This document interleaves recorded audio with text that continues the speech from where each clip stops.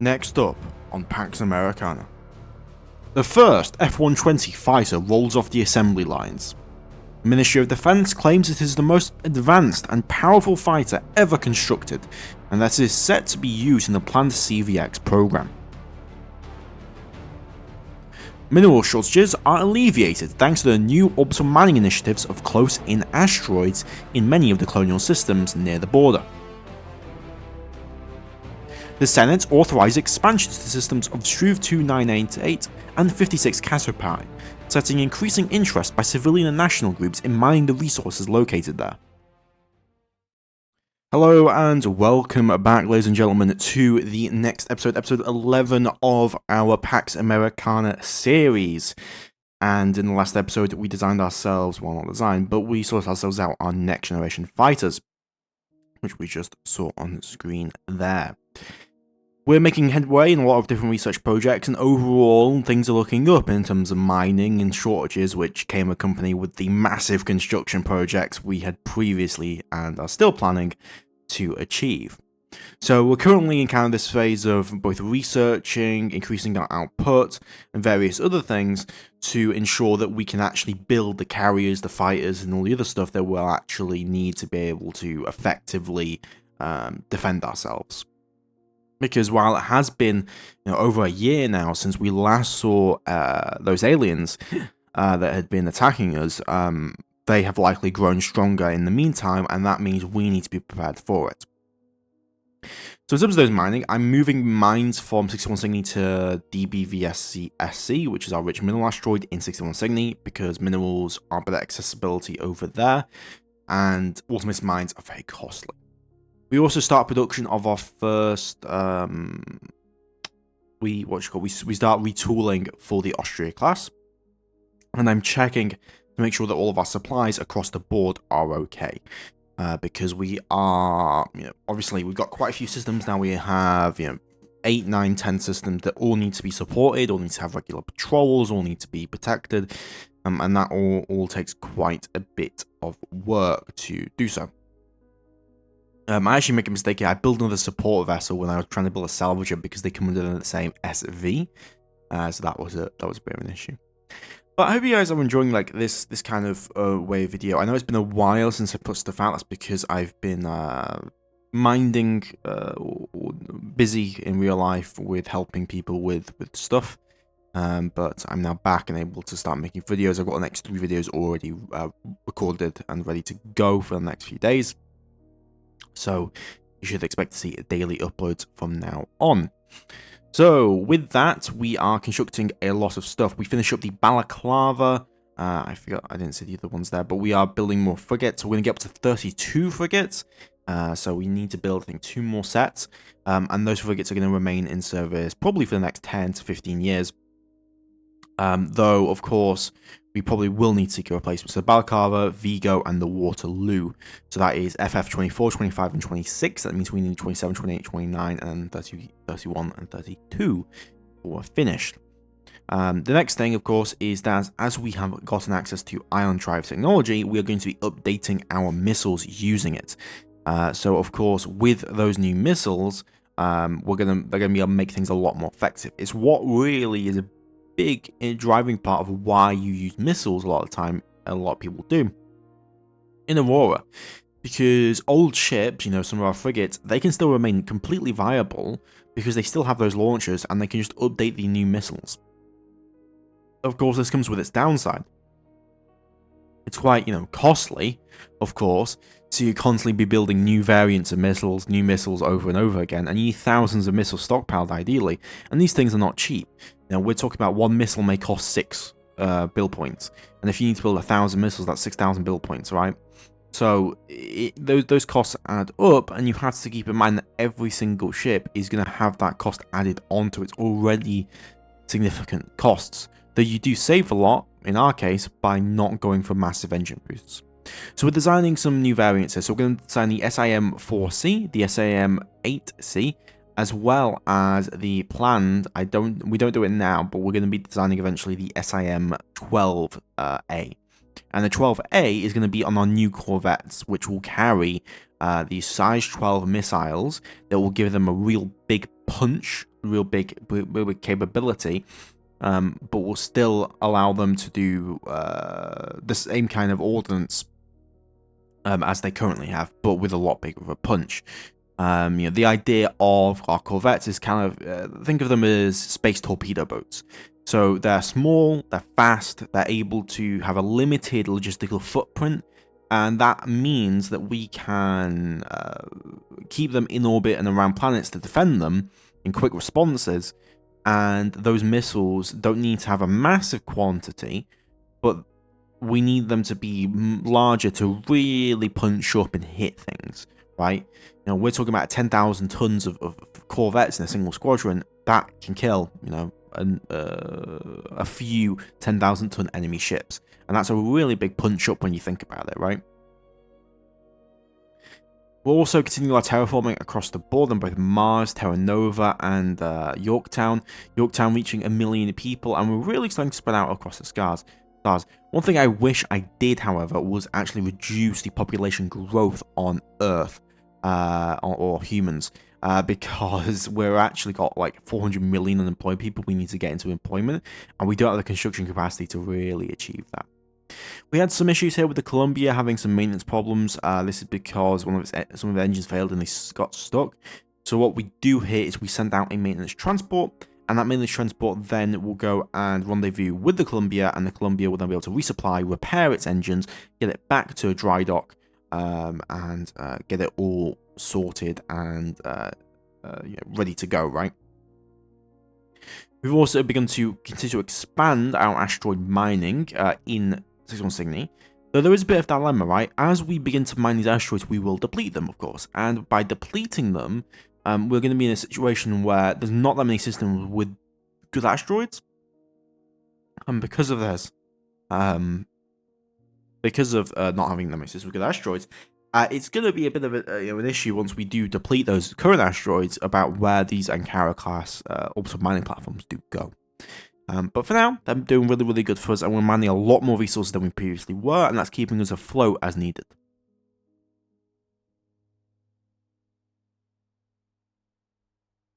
Speaking of, there goes the deposits of the Magnesium being depleted there, and we are continuing our research efforts.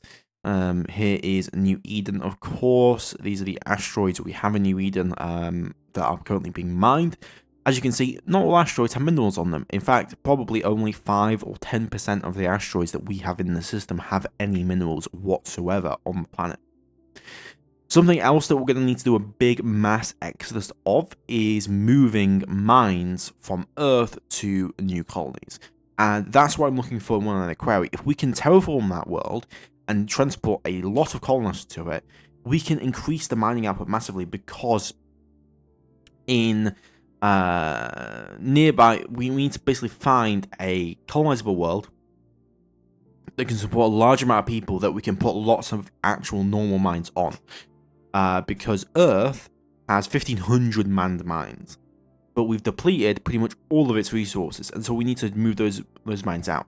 We could also convert them to automated mines, which will allow them to mine in more locations, but this is, it's still expensive to do so. And it tacks onto the cost that you're already paying.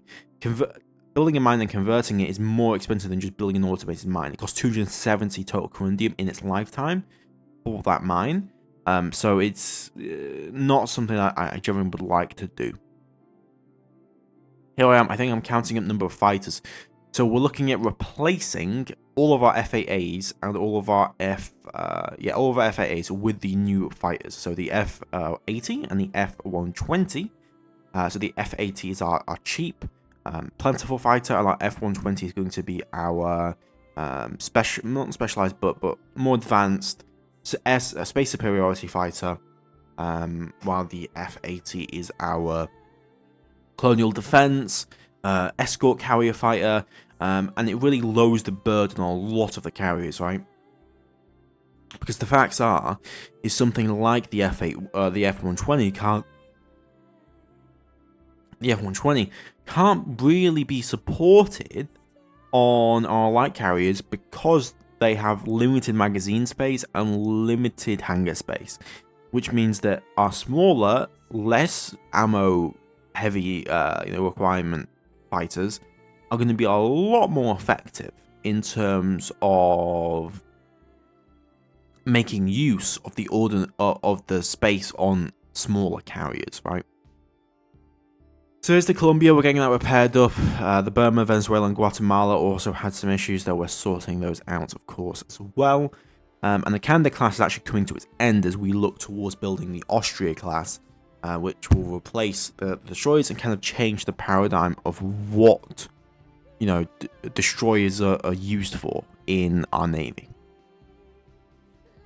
This is the engine we're researching the new missiles, and also that's the engine, the 2221 is the engine we're using for our new Corvette, which we will be eventually building up, as we will need to be replacing all of our Corvettes.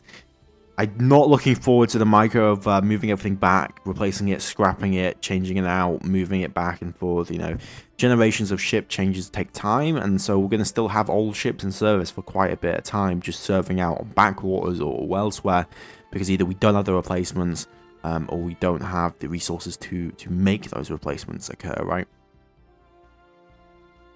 So we nearly finished up scrapping all of our old exploration class vessels, and then we'll be retooling once we got the new jump drive to the newer block, not the block 2, but the newer exploration vessel that's completely new at 15,000 tons, which we will be hopefully having be useful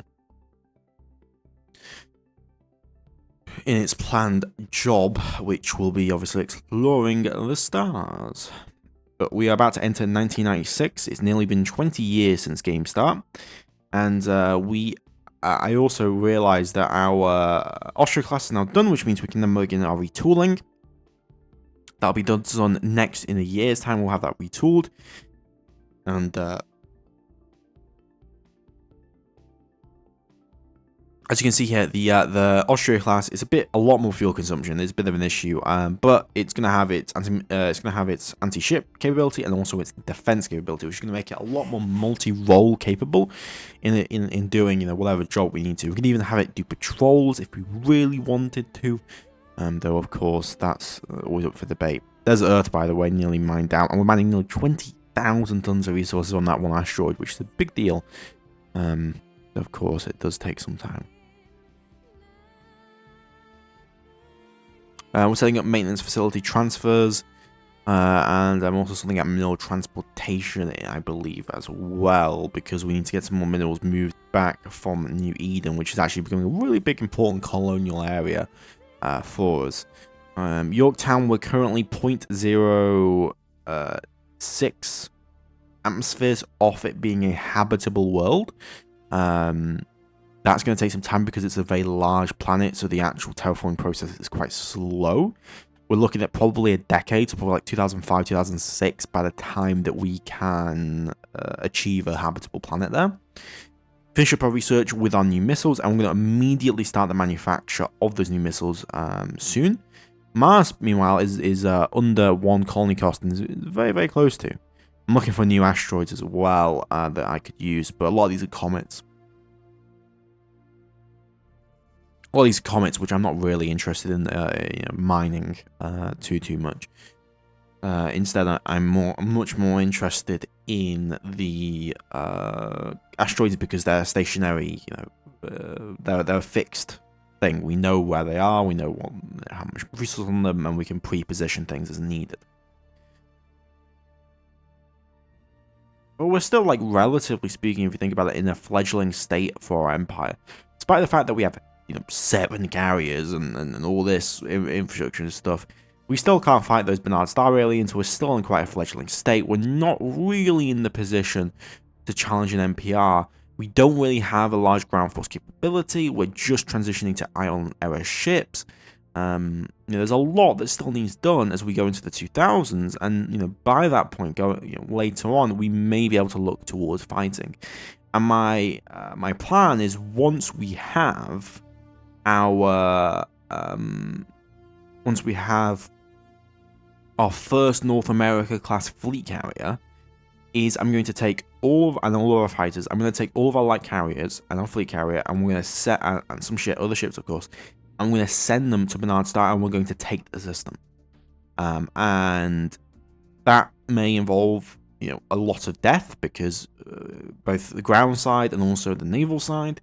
But I think with 10 with 11 carriers or 8 carriers with 200 plus fighters, I think we should be able to achieve our primary aims. That's going to require a lot of ordnance and a lot of capability, but there's about what?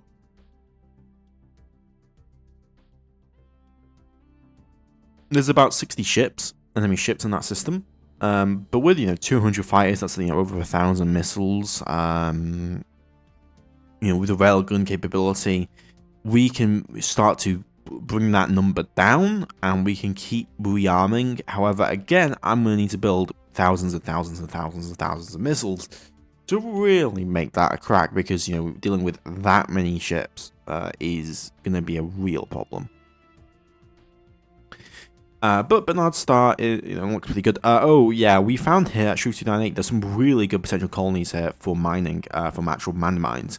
So I actually decided, okay, we're going to send in the stabilization stations, and we're going to start stabilizing jump points towards that location, because that's going to be really, really impactful, to be honest. Yeah, really impactful. If we can get this resource, of course. It's relatively close to Earth as well, which should make it relatively easy transportation back to Earth. Though, of course, it's still going to take some time. And we've got to set up, obviously, the frigate patrols and all this other stuff. There's so much that comes to it in terms of logistic back end because of all the threats we're dealing with. So you got to keep that in mind, right? Another thing that I'm looking to eventually do as well is going to be stabilizing Lagrange points in Seoul to reduce time to get out of system. This is essentially an infrastructure project to improve our logistics, and it's something we're gonna aim to do. We are, of course, moving over more auto mining platforms to these asteroids to get the mining on 100 AMs or 5 mining platforms per place or per asteroid. And that should be enough, right? We're also building the, what is that, the SSM-1D. Was that the, what you call it? Yeah, that was the new anti-missile missile that we'll be outfitting for the cruisers and for our existing Canada-class destroyers, which, of course, we will be replacing as time goes on. We'll basically be building it as the first Austria-class vessels come out. We'll be scrapping the older Canada-class vessels.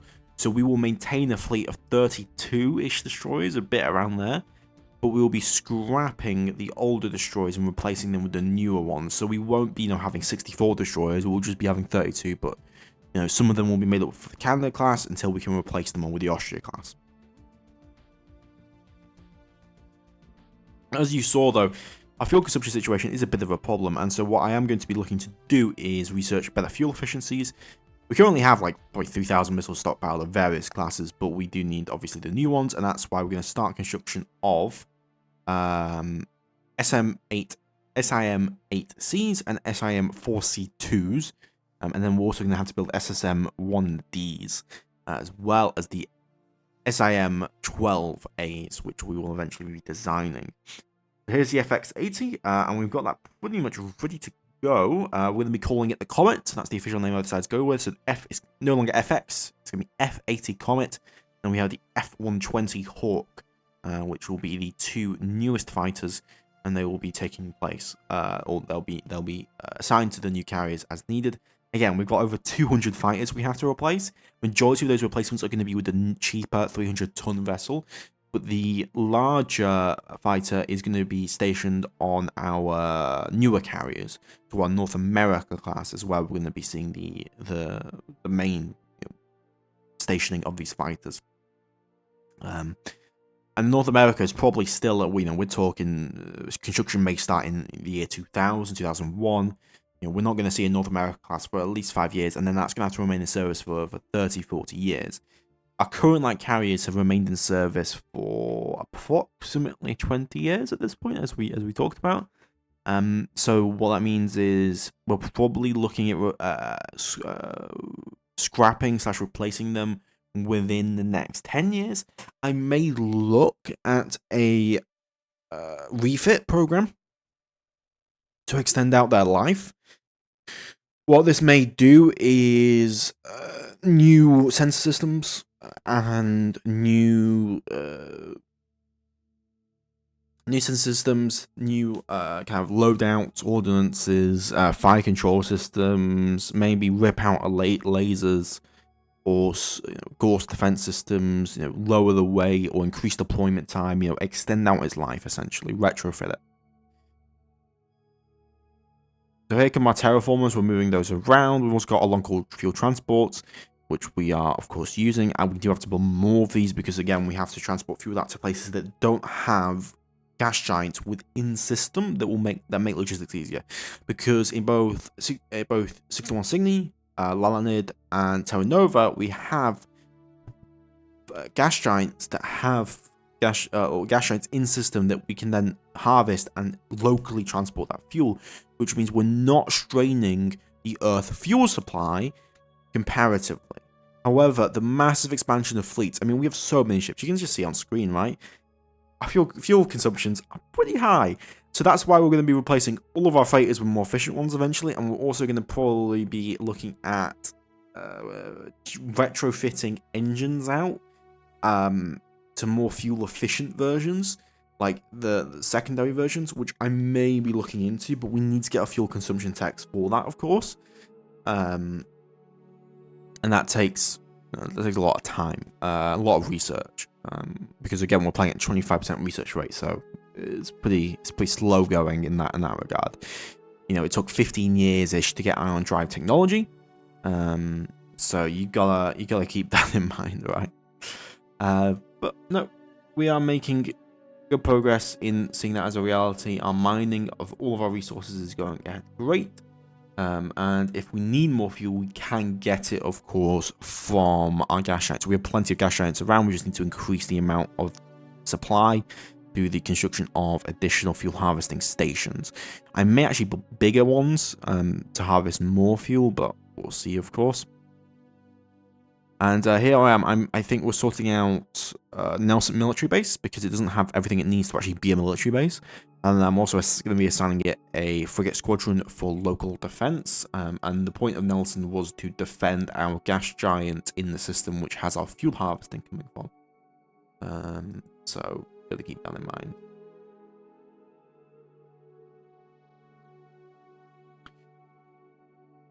A lot of ships coming in and out of overhaul. The Columbia finishes up its overhaul, very important.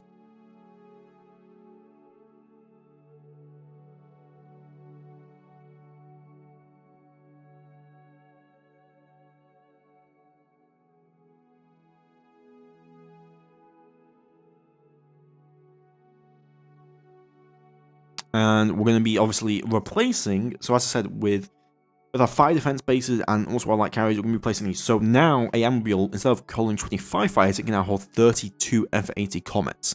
So those F-80 Comets have, less total ordnance. They only have 64 missiles total with the SAM-3As, which we'll be making. However, they will have point defense capability and swarm capability, right?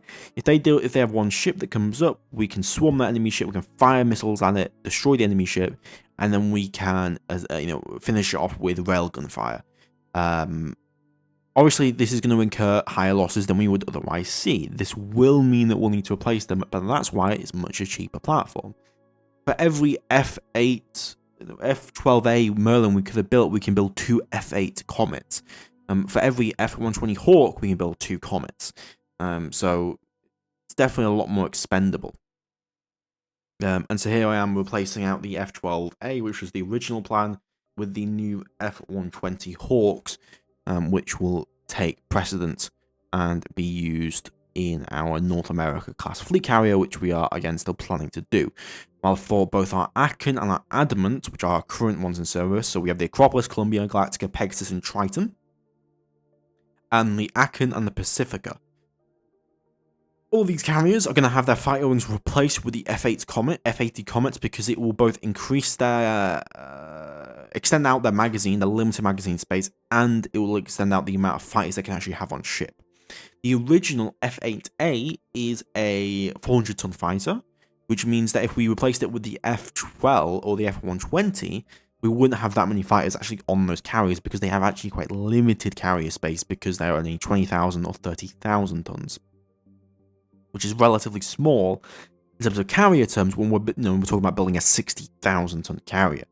But we're only going to have 3 of those carriers, at least for a while, because of just their size and their expense.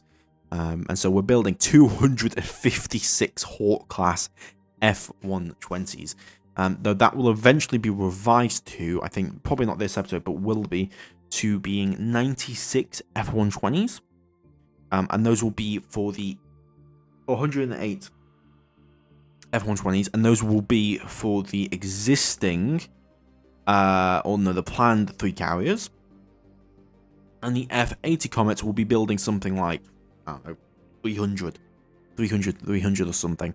And those are, of course, that's a lot of fighters, and that's a lot of Gallicite. That's where the most cost is in the fighters, and Gallicite is a short resource, so we need to really expand our resources to make that work. Our first Hawk-class F-120s do get constructed, though, so we see the first of them actually being built. Liking this to the first F-35 is being built, right? I'm sure that we'll be upgrading these in the future. However, for now, the F-120 Hawks are going to be waiting for a while before actually outfitted to any carrier, because we need it in a group of 36 before they can, and we need the actual carrier before they can. The F-8 Comets, however, are going to be very, very important. I'm interested to see how effective they will be. Of course, with a limited missile payload, they're going to be limited in that sense. However, thanks to their cost and their railguns, I could see them being extremely impactful in terms of swarming, right? Because if you think about it, an enemy ship can only target as many ships as their fire controls will allow. So if we are dealing with a fleet of 5 Aquarion-class vessels and they have 1 fire control each, they can only target 1 ship at a time. And a lot of the times what they will do is they'll all fire at 1 ship destroyer, all fire at 1 ship, another ship destroyer, and in that time we can fire 64 or 60 railgun shots at a single ship, right? And that might not sound like a lot, but when you're firing that every 5 seconds and they're firing every 15 seconds, you're firing 180 shots at a ship. That ship's destroyed in 15 seconds because that will pelt through its armor in 1 volley, and then the second volley will blow the ship to pieces. So actual numbers of fighters there can be massively impactful when you think about it. And we might see that the F-8 Comet becomes really, really important. The missiles on the fighter are more so for small ships to reduce short-term losses and provide secondary capability, right?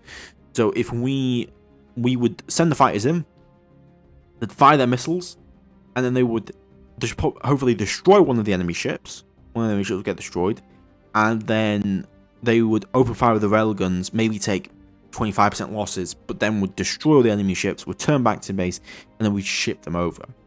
This does, of course, call for a bit of concern in how we're going to replace losses, because we don't have like commercial carriers that can move stuff around. So what we're going to need to do is we're going to need to have our light carriers move those additional fighters around and then change out fighter groups and stuff like that. We are moving back our freighters. I believe we're getting ready for refitting them. We will be, I think, next episode we're doing that. Also, we're coming up against interrupts. This means that the MPRs are fighting, which is, take it as you will, a good or a bad thing. And both bad thing in terms of lag, and well, not lag, but in terms of slowdown, but also a good thing in terms of, well, the MPRs are killing each other. We still don't know where they are. They are probably another 20 light years away, and we'll have to, of course, wait to find out as we're dealing with our own problems.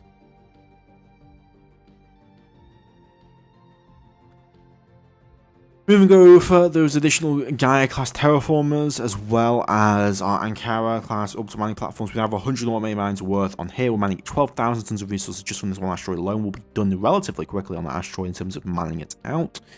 And that is obviously the negative. But those extra resources can be really, really impactful. Now, a lot of people have talked about diversifying production. Now, there's a lot that would say, well, you already got tons of unemployed people on Earth. Why would you ever do that? I think there is some benefit to building things like maintenance supplies on other colonies, to having repair yards on other colonies, and having potentially even shipyards on other colonies. And the reason that this can be then beneficial is that by doing so, we can shorten the fuel consumption for getting stuff to other places, right? Because if we locally produce our main supplies, we can then ship them. We can keep them on planet, and then we can also ship them to systems that are closer than Earth would be. But that's for another time, and I'll see you guys in the next episode. You guys have a good one. Please like, comment, subscribe. It really does help me out. And I'll see you guys next time. Goodbye.